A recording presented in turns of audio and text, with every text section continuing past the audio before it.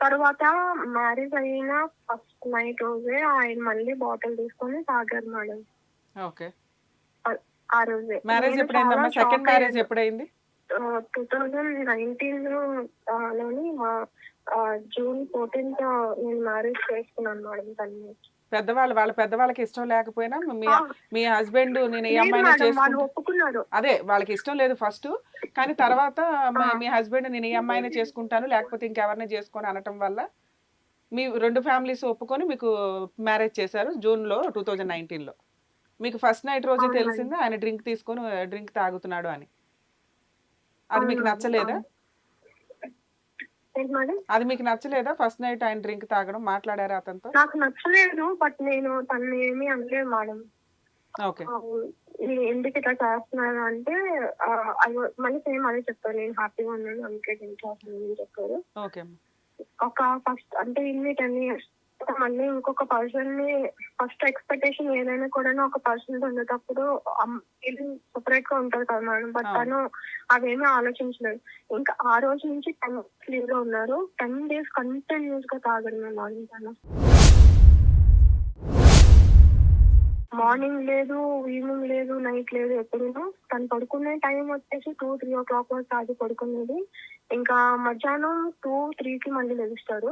మళ్ళీ స్టార్ట్ చేస్తారు. Fresh up అయ్యి మళ్ళీ స్టార్ట్ కాదమ్మా, చేయాలన్నమాట. 10 డేస్ లీవ్ అదే తను. దొరికింది. ఇష్టపడి ఒక అమ్మాయిని పెళ్లి చేసుకున్నాడు. మీ మధ్య ఫిజికల్ రిలేషన్ ఉందా? లేదా? అది ఉండేది మేడం. ఓకే. అయినా గాని మీకే అది రెస్పెక్ట్ ఇవ్వలేదు అతను. అంత ఫుల్‌గా డ్రింక్ డ్రింక్ తాగడం వేరు, ఫుల్‌గా అడిక్ట్ అయిపోయి డే అంతా ఉన్న 5, 6 అవర్స్ డ్రింక్ చేస్తూ ఉండడం అంటే వ్యసనపరుడు కింద, ఎడిక్టర్ కింద లెక్క ఒక రకంగా. అవును మేడం. మరి మీరు తను బాగా రిక్వెస్ట్ చేయడం గాని అడిక్షన్. మీ ఫస్ట్ మ్యారిటల్ వాళ్ళ లైఫే పేరెంట్స్‌కి చెప్పాను మేడం నేను. అంటే ఇలా ఫస్ట్ నైట్‌లో జరిగింది గానీ, తిను రోజు ఇలా డ్రింక్ చేస్తుంది గానీ వాళ్ళ పేరెంట్స్ కూడా తెలుసు. ఓకే. ఈవెన్ నేను ఒకటి చెప్పకూడదు. ట్రైన్‌లో నేను జర్నీ చేస్తున్నప్పుడు మాకు స్కై బస్ వస్తే మొత్తం బట్టలన్నీ ఇప్పేసి ట్రైన్‌లో పడుకుంటే నేను బెడ్‌షీట్ కప్పి నైట్ అంతా తన దగ్గర కూర్చున్నాను. వాళ్ళ ఫాదర్ వచ్చి మార్నింగ్ తను లేపు అంటే నేను ఆయనకి చూపించాను. ఆయన నన్ను ఇక్కడ చూపించారన్నమాట. ఆ ఇంట్లో చేసిన పని ఇది మామ అనుకంటే ఇంకా ఆయన ఏం మాట్లాడకుండా వెళ్ళిపోయాడు. సో ఇంట్లో అందరికీ తెలిసే ఈ అబ్బాయి ఇలాగోడు అని నాకు చెప్పకుండా వాళ్ళు కాదు కూడా నాన్న, దాచి. ఒక్క నిమిషం. మీరనేది ఏంటంటే ట్రైన్‌లో మీరెప్పుడో జర్నీ చేస్తున్నప్పుడు అతను ఫుల్‌గా తాగి న్యూడ్‌గా రెడీ అయిపోయాడా? తాగి పడున్నాడా? న్యూడ్‌గా బట్టలు కూడా పడుకున్నారు లేకుండా మేడం. సరిగ్గా? వితౌట్ కాన్షియస్ పడుకున్నారు. బట్టలు కూడా సరిగ్గా లేకుండా పడుకుంటే మీరు కప్పారా అతన్ని? అవును మేడం. అది మేము చెప్పాను కదా! మనం తమిళనాడు నుంచి పూణేకి మళ్ళీ మేము అదేలెమ్మా. జర్నీ చేసాం కదా! ఆ స్పాన్ ఆఫ్ టైమ్‌లో అన్నమాట. మొత్తం ఫ్యామిలీ మెంబర్స్ ఉన్నారు. ఎవరి బర్త్‌లో వాళ్ళు పడుకున్నారు. హ్మ్. మా బర్త్‌లో పడుకునే టైంకి తను చేసిన పని ఇది మేడం. ఫస్ట్ అది మ్యారిటల్ అయిపోయింది 10 రిలేషను డేస్. అలాగే అయింది. సెకండ్‌ది నీకు ఇట్లాగే కష్టాలతో స్టార్ట్ అయింది. ఓకే. తర్వాత ఇది ఏమైందమ్మా? కూడా ఇది ఇప్పుడు ఇట్లా అయిన తర్వాత తినేంటంటే ఇంకా కంప్లీట్‌గా ఇంటికొచ్చిన తర్వాత కూడా ఇలాగే డ్రింక్ చేయడం నాకేమీ అర్థం కాలేదు. ఎలాగది మళ్ళీ నేను స్టెప్ తీసుకోవాలి. సరేలే 10 డేస్ అయ్యింది కదా! కొంచెం చూద్దాంలే, మార్చుకుందాంలే అనుకున్నాను. ఇంకా తను ఇక్కడున్న 10 డేస్ ఇట్లానే. నెక్స్ట్ ఇంకొకటేంటంటే మేడం, సెక్సువల్‌గా తను నాతో కలిసేటప్పుడు వీడియోస్ చూస్తారు మేడం తను. వీడియోస్ చూస్తూ ఆ అమ్మాయిని చూసి నాకు చేయమనేవారనమాట. నేను తనకి పర్సనల్ పార్ట్‌ని నేను చెప్పలేను మేడం. అది చేస్తేనే గానీ తను సాటిస్ఫై అయ్యేవాడు కాదనమాట. ఇది అయిపోయింది మేడం కంప్లీట్‌గా 3 మంత్స్‌లో నేను తన గురించి ఆఫ్టర్ 3 మంత్స్ మళ్ళీ మ్యారేజ్ తర్వాత ఆఫ్టర్ 3 మంత్స్ వచ్చాడు మళ్ళీను. ఈ లోపల ఢిల్లీలో ఉన్న లగేజ్ అన్నీ నేనెళ్ళి ఒక్కదాన్నే తెచ్చేసుకున్నాను. మళ్ళీ పూణే వచ్చేసాను. జాబ్ ట్రయల్స్ చేశాను మేడం. నేను ఫస్టే చెప్పాను. మ్యారేజ్ అయిన తర్వాత కూడా నా ఫ్యామిలీ రెస్పాన్సిబిలిటీ నాదే అని చెప్పేసి వాళ్ళు యాక్సెప్ట్ చేశారు. జాబ్ ట్రయల్స్ చేశాను గానీ నాకెక్కడ జాబ్ దొరకలేదు మేడం పూణేలో. హ్మ్. అప్పుడు 3 మంత్స్ తర్వాత మళ్ళీ సెప్టెంబర్ అంటే జూన్‌లో నుంచి మళ్ళీ సెప్టెంబర్‌లో వచ్చాడు. నా మీరు గణేష్ పూణే చతుర్థి ఎందుకు అని షిఫ్ట్ చెప్పేసి అయ్యారమ్మా? మీ 15 డేస్. హస్బెండ్ వాళ్ళు పూణేనా? వాళ్ళు తమిళనాడు అన్నారు. అంటే వాళ్ళు బార్న్ అండ్ బ్రాట్ అక్కడే మేడం. తమిళన్స్ బట్ అందరూ ఆర్మీ అవ్వడం వల్ల ఫ్యామిలీ అంతాను అక్కడ సెటిల్ పూణేలో అయిపోయారన్నమాట. మా సెటిల్ అయ్యారా? మామగారు మా ఆ! ఓకే. మామగారు ఆర్మీ. మా హస్బెండ్ వాళ్ళ బ్రదర్ కూడా ఆర్మీ. మా అత్తగారు వాళ్ళ అక్కలేమో ఆఫీసర్ అన్నమాట. Army officer. ఓర్ని. ఆ! సో దాని మీద ఏమంటే మేము ఇంకా అక్కడ మ్యారేజ్ చేసుకున్నాం. ఓకే అమ్మా. పూణేలో మీరు జాబ్ సెర్చ్ స్టార్ట్ చేశారు. అత్తమామలతో కలిసి ఉండేవాళ్ళా? లేకపోతే మీరు వేరే హౌస్ తీసుకొని ఉన్నారా? అందరూ కలిసే ఉంటామమ్మా. అత్తమామలతో మ్యారిటల్ రిలేషన్‌లో అక్కడ జాయిన్ అయ్యావు. మీ హస్బెండ్ ఆర్మీ కాబట్టి హ్మ్. అక్కడికి వెళ్ళాడు. ఈ 3 మంత్స్‌లో మీకు జాబ్ వచ్చిందా? రాలేదా పూణేలో? జాబ్ రాలేదు మేడం నాకు. ఎప్పటిదాకా జాబ్ రాలేదు? రాలేదు. వీళ్ళు కూడా ఫుడ్ అది సరిగ్గా ఏం పెట్టేవారు కాదు. బట్ నేను ఈ విషయాలన్నీ ఏం చెప్పేదాన్ని కాదు. ఎందుకంటే ఈ మీ 3 మంత్స్ అత్తమామలకి ఆల్రెడీ నువ్వు కొంచెం కూడా ఇష్టం లేదు కాబట్టి ఏదో అబ్బాయి కోసం నిన్ను ఒప్పుకున్నారు. సో, ఇప్పుడు అబ్బాయే హ్మ్. లేడు కాబట్టి హ్మ్. నువ్వు వాళ్ళ ఇంట్లో ఉండడం వల్ల వాళ్ళు సరిగ్గా నిన్ను ట్రీట్ చేయలేదు. మీ అవును పిల్లల్ని? మేడం. మీ నేను పిల్లల్ని?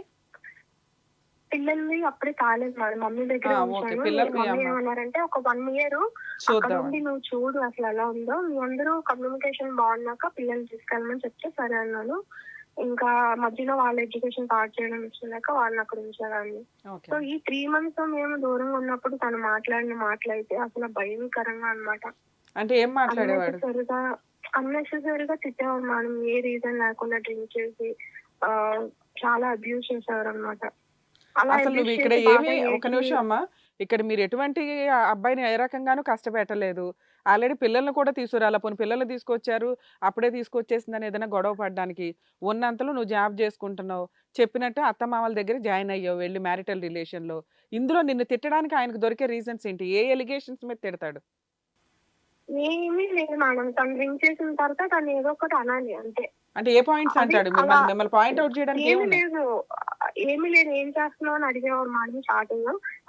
ఏం లేదు ఇలాగ తిన్నాను, కూర్చున్నాను ఏదో చెప్పేదాన్ని.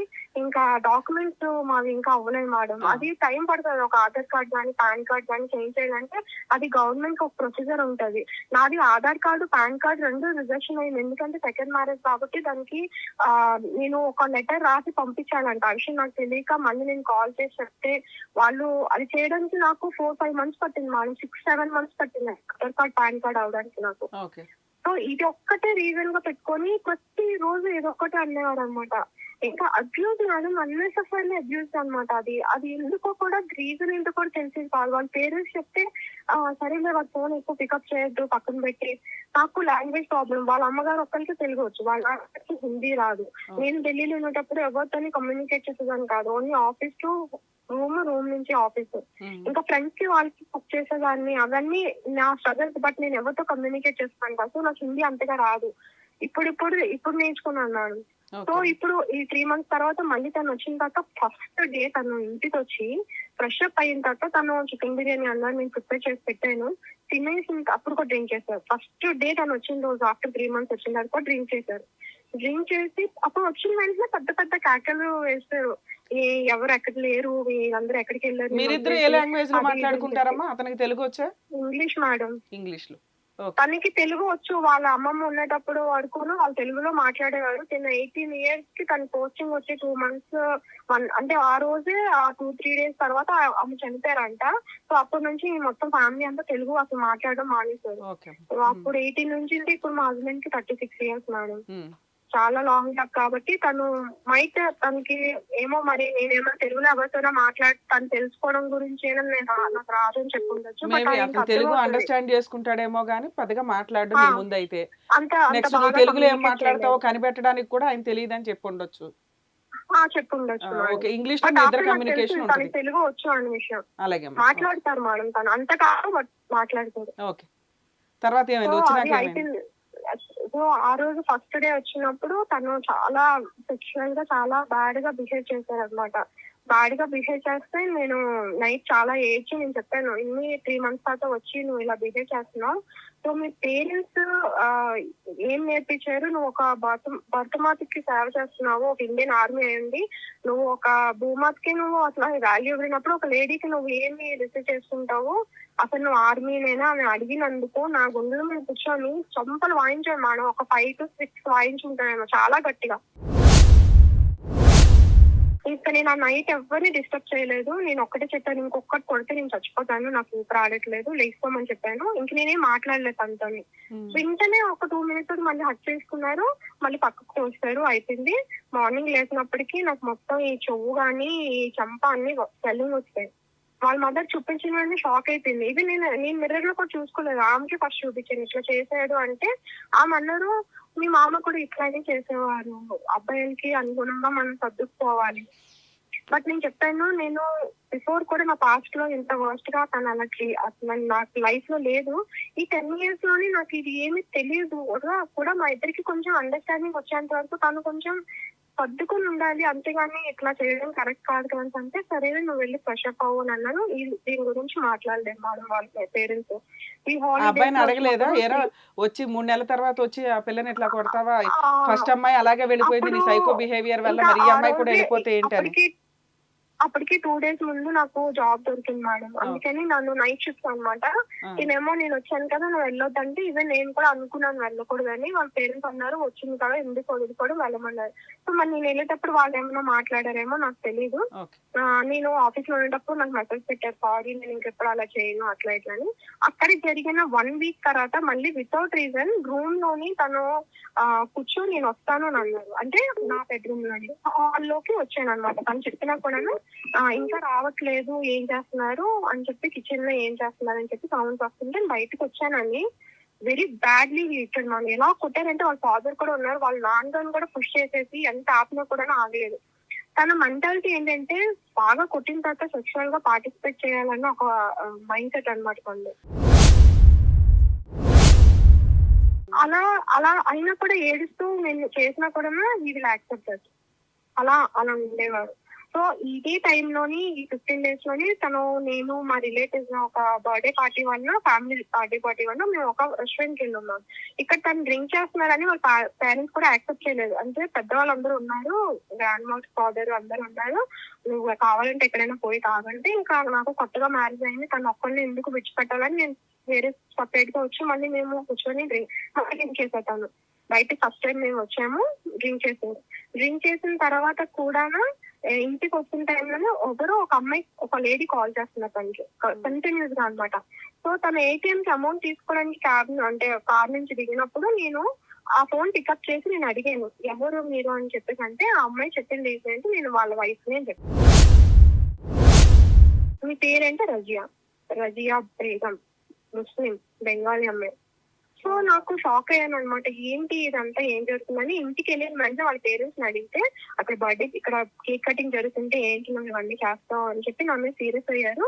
తర్వాత నేను మళ్ళీ మా మావయ్య అడిగాను ఏంటి అమ్మాయి ఎట్లా చేసిందంటే, మా మావయ్య ఫోన్ తీసుకొని ఆ అమ్మాయిని శుభ్రంగా పెట్టేసి ఫోన్ కట్ చేస్తారు. బట్ నాకు ఇది మైండ్ నుంచి మాత్రం పోలేదు మేడం. మా హస్బెండ్ చెప్తారు ఏమీ లేదు మా అత్త మామ అడిగితే ఇదేం లేదు అది డబ్బు గురించి అట్లా చేస్తుంది అని చెప్తున్నాను. సరే నేను ఊరుకున్నాను. ఆ నంబర్ నేను గ్యాదర్ చేసి నా ఫోన్ నుంచి కాకుండా నా ఫ్రెండ్, అంటే మా హస్బెండ్ ఇంక వెళ్ళిపోయారు, పోస్టింగ్ అయ్యి టైం అయిపోయింది 15 days వెళ్ళిపోయారు. నా ఫ్రెండ్ కొలీగ్, నా జాబ్ కూడా పోయింది మ్యామ్. ఎందుకంటే ఇట్లా ఏడ్చుకొని ఆఫీస్కి వెళ్ళను, ఈ మొహం మీద ఘాట్లు, కన్ను దగ్గర ఘాట్లు ఇవన్నీ చూసి వాళ్ళేమో పర్సనల్ గా ఏమైనా ప్రాబ్లమ్ ఉండొచ్చు. సో 15-20 days చేశాను. దాని తగ్గ అమౌంట్ ఇచ్చేసి నన్ను ఇంకా ఎందుకోమని చెప్పారు. నేను చేయలేకపోయాను అనమాట. ఇంకా దీని మీద ఫోకస్ చేశాను. ఈ అమ్మాయి నంబర్ తీసుకొని మా ఫ్రెండ్ వాళ్ళ అదే కాన్ఫరెన్స్ కాల్ పెట్టి అప్పుడు వచ్చిరాని హిందీలో మాట్లాడితే అమ్మాయి చెప్పిన మాటలు వింటే నిజంగా వీళ్ళిద్దరు మధ్య రిలేషన్ ఉండాలని అనిపించింది. తను ఏం చేస్తాడో, తనకి ఏం నచ్చుతుందో, ఎలాంటి ఫుడ్ తినలో ఇష్టం ఉందో ప్రతిదీ మేడం, ప్రతిదీ తను చెప్పింది. ఎలాగా తను సెక్స్ చేస్తాడు, ఫిజికల్ గా వాళ్ళిద్దరు ఎలా కలుస్తారు, కింద తాగేదంట అబ్బాయి కూడా తాగేవాడంట, తనకు నచ్చిన ఫుడ్ అన్ని చెప్పింది. నేను చాలా బాధపడ్డాను. ఇంకా నాకు ఇంకెక్కడో చిన్న అనుమానం ఉంది, ఒక్క ఫోటో పంపిస్తే కనుక ఖచ్చితంగా నేను డిలీట్ చేస్తానంటే, నా ఫోటో పంపించమంటే నేను నెట్ లో ఎవరో ఇంకొక ఫోటో పంపించి ఇది నేనే అని చెప్తే ఆ అమ్మాయి ఏం చేసింది, వాళ్ళిద్దరూ కలిసి ఉన్న ఫోటో పంపించింది. అది ఓన్లీ కొంచెం పక్క నుంచి ఉన్నారు, ఒక పార్క్ లాగా అన్నమాట, పక్క ఫోటో పంపించింది. సరే, ఎందుకు వాళ్ళిద్దరికి మ్యారేజ్ అయిందా, ఓన్లీ ఫిజికల్ రిలేషన్? అమ్మాయి చెప్పడం ఏంటంటే మ్యారేజ్ అయ్యింది, నన్ను ఒక టెంపుల్ లో మ్యారేజ్ చేసుకున్నాడు. అమ్మాయి ముస్లిం అమ్మాయి టెంపుల్ లో పెళ్లి చేసుకున్నారా? టెంపుల్ లో అంటున్నాడు. 40 years మా హస్బెండ్ కన్నా చాలా పెద్ద వాయిస్ కూడా అట్లనే ఉంటది. అండ్ అమ్మాయి చెప్పింది ఏంటంటే నేను ఒక టెంపుల్ లో మ్యారేజ్ చేసుకున్నాను అని చెప్పేసి అంది. వాళ్ళ పేరెంట్స్ ఇంటికి కూడా వచ్చాను, 1 week నేను ఉన్నాను కూడా, వాళ్ళ అమ్మ డోర్ వేసేది అని చెప్పింది. ఇది మాత్రం నాకు తెలియదు మేడం, అది ఎంత వరకు నిజమో నాకు తెలియదు. మీరు అడిగారా మీ అత్తమ్మ వాళ్ళని? మీ ఇంటికి వచ్చిందంట కదా ముస్లిం అమ్మాయి. మా అత్తగారికి నేను చూపించాను ఈ ఫోటో. నేను ఎంత కమ్యూనికేట్ చేయలేదు మేడం. జస్ట్ నేను ఆమె ఫోటో చూపించగానే ఆవిడేమో షివరింగ్ అయిపోయి ఇవన్నీ నాకు చూపించొద్దు, నాకు తెలియదు, నువ్వు నాకు అవన్నీ చూపించొద్దు అని పక్కకి వెళ్ళిపోయారు. ఇంక మాట్లాడలేదు.